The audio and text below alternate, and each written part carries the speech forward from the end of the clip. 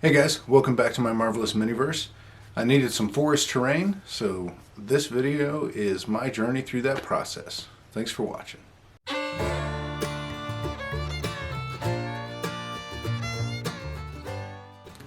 So we've got a couple adventures coming up in our D&D game that take place in a forest. So I wanted to make some terrain and some scatter, enhance that gaming experience. So I did some research, looked around at some YouTube stuff and some Facebook channels. And there's some really cool stuff that you guys are doing out there, from just like 2D prints, PDF prints, to like 3D prints and tiles and all kinds of monstrous, gigantic jungle terrain and stuff with cliffs and all that. One of the coolest I've seen actually is Hate over at Save or Die. And he does these little tiles. He does 3D prints for the little details on there, and then he uses magnetic paint so that his trees will just stick to him and stuff. I don't really have that kind of time to go into that much detail, so I kind of hodgepodge a bunch of that stuff together. And this video is what I came up with. If you like it, go ahead and give me a thumbs up. If you want to see more stuff like that, go ahead and subscribe and hit that bell button if you would. But I'll stop wasting your time and let's just get after it.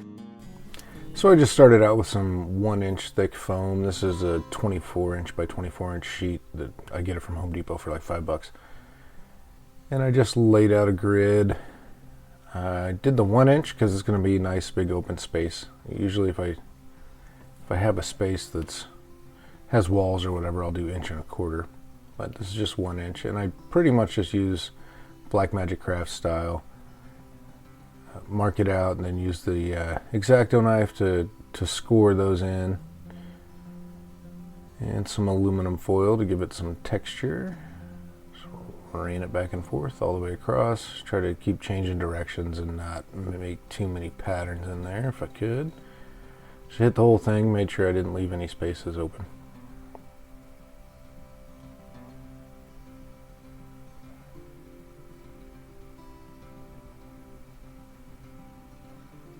There you go, that's what it looks like, all textured up. Nice uneven ground. But it's still flat enough for the minis to sit on there. And then I took my pin and marked those in. I pushed the pin in there pretty far because I'm going to put flocking and stuff on there. So I wanted to make sure that it had a lot of depth to it. So I pushed it down in there really good.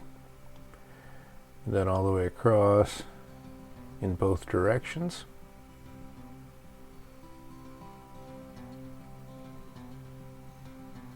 There you go.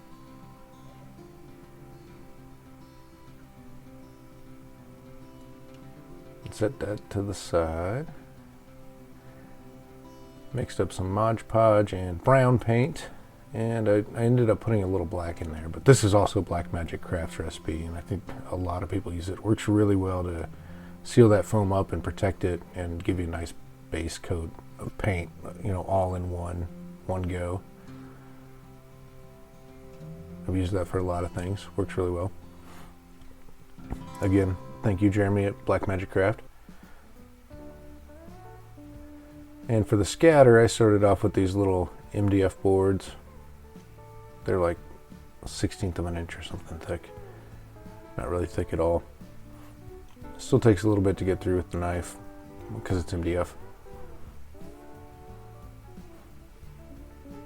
And I just cut a bunch of those shapes out. I started off doing them real neat, and then I just decided to cut them up. Then I beveled the edges out and rounded the corners off, all the sharp edges and stuff, make it look more natural. I think I did 5 of them for the trees, and then I did 3 for like hedge bushes, like bush walls, I think they're called, something like that. It's a magical effect though. So I decided to just do all that at the same time. I got some scrap foam. This is 1-inch that I cut in half with a wire, and it's just kind of misshapen. Hasn't really worked for anything else, so these are those little hedge walls. I just cut it out to fit and then trimmed it down so that it'd get get rid of some of those edges. Make it a little more natural looking. This is just going to be the base, though. I'm going to put a bunch of stuff on the outside of it.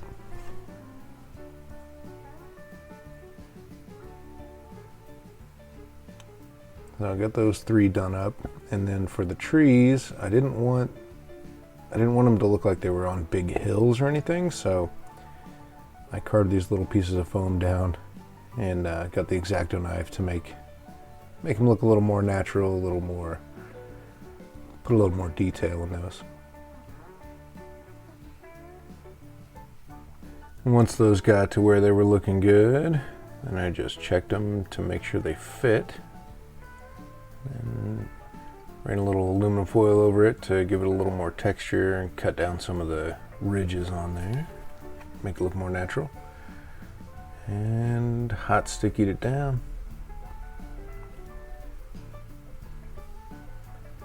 And I went ahead and did that for all 4 of the other pieces too. Try to give each one a little individual look. Some of them higher, some of them shallower. Variations, the spice of life. And when that was done, I went ahead and hit them with that same dark brown Mod Podge mix. Seal everything up real good. And when it was dry, I took a couple of different shades of brown. Standard brown, some raw sienna and some burnt umber, or burnt sienna and raw umber. Different shades of brown. And then I just kind of painted that in there, going back and forth between all 3 colors, mixing it up, different regions, and doing some wet blending there, and then leaving a little bit of space in some places, and just trying to get a lot of variation across that whole big plane there. I think it worked out pretty good.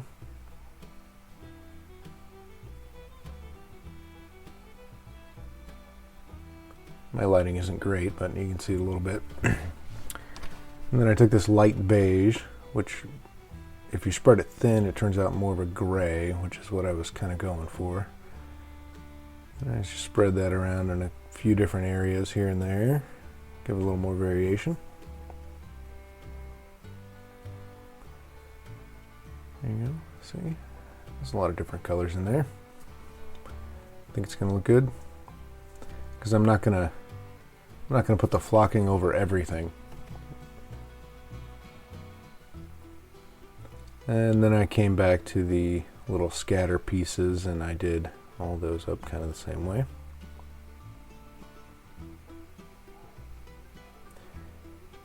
And I got my flocking out, a little white sticky. On the hedge walls, I just did the base.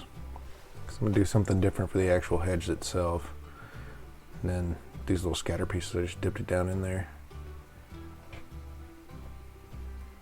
Shook off the excess, and then I kind of pushed some of it back down into the glue to make sure it stick a little better.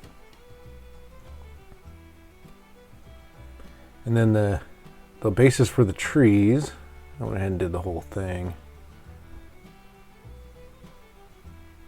And just dipped it down in there. Made sure I got it in the corners, and then wiped off a couple little spots here and there just to give it a little variation.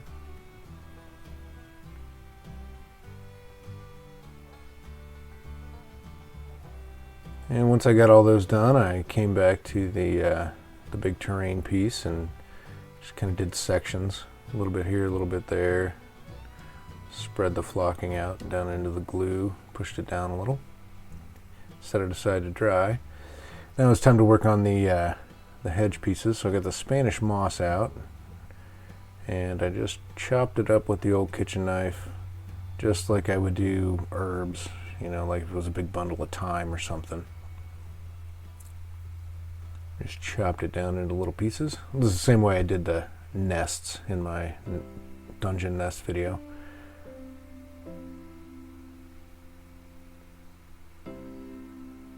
That all in a little bowl, and I I actually put a little bit of water in there. I didn't get any film of that, just a little bit, just enough to make it kind of wet. And a little more white sticky. And some green. And I wanted it to be a little darker than that light green, so just a little bit of black.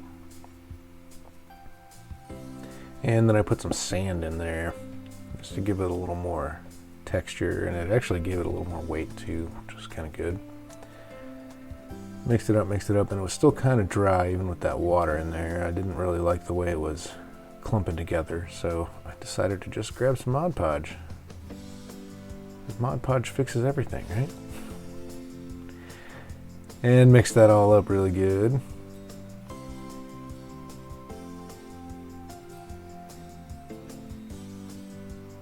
And on these hedge pieces, I just took my little spatula, spread that out on there.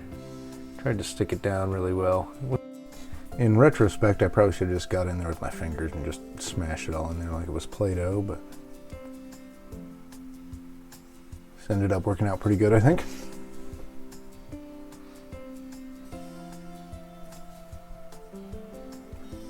And once that big terrain piece was dry, I just took that little paintbrush and brushed all the excess off and anything that wasn't stuck down real well. Tried to keep it all on the cutting mat so I could save it all for later. And that's what it looks like there. Those are the different areas I did. And it wasn't stuck down real well, so I got the Mod Podge back out and Mod Podged it all down.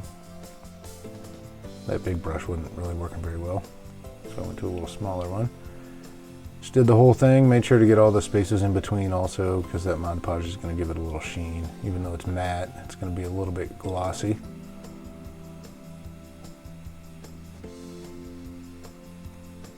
And then I just kind of did the same thing to the tree bases.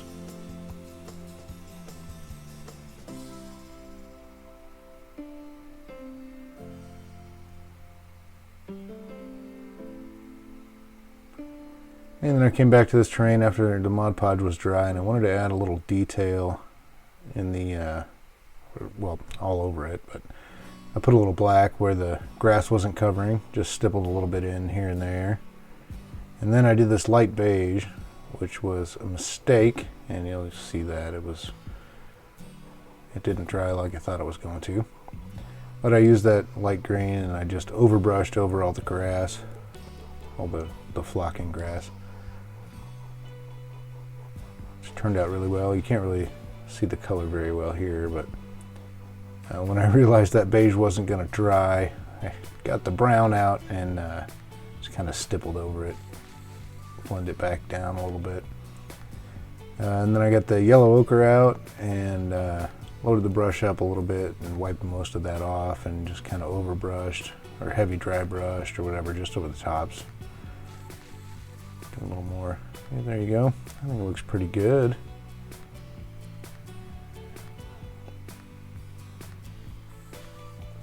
So then I came back to the tree bases and did those up the same way, more or less. And in the hedge pieces, I just mixed some brown and black together, make it kind of dark, and work that down into the deep recesses. Then I came to the yellow, stippled some of that on the tree bases. And then I came back to the green for the hedge pieces and overbrushed it really well and just made sure all the little pieces that were sticking out got a good color variation with that lighter green on them.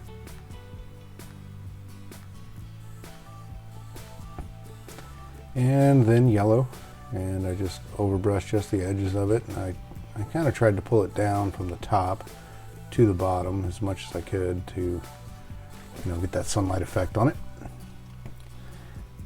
And then I got my trees out. I got these trees from Amazon. I got a big package of them. It was like 36 trees for $30, something like that. They're not the best trees, but they work. I picked out the biggest ones, to look better with the minis. I just used that bamboo skewer to poke little holes down into the foam. And a little hot sticky, and stuck the trees down in there. I think it worked out really good. I mean, the trees could be better, but I couldn't beat that price, man. There's no way I could make anything like that at that price. So,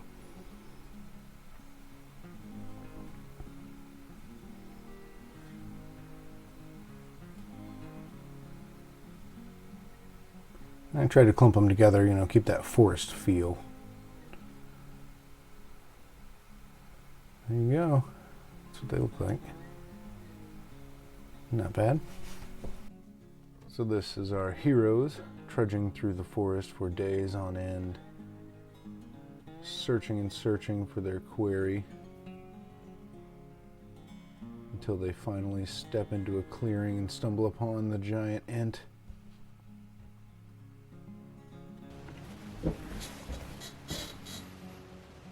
So that's what I came up with. I think it looks pretty good. I think it'll definitely increase that gaming experience for my players.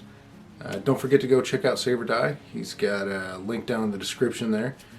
And let me know what you think, either here, over on my Facebook page, another link down in the description. And don't forget to give me a thumbs up. Thank you guys for watching so much. You guys take care.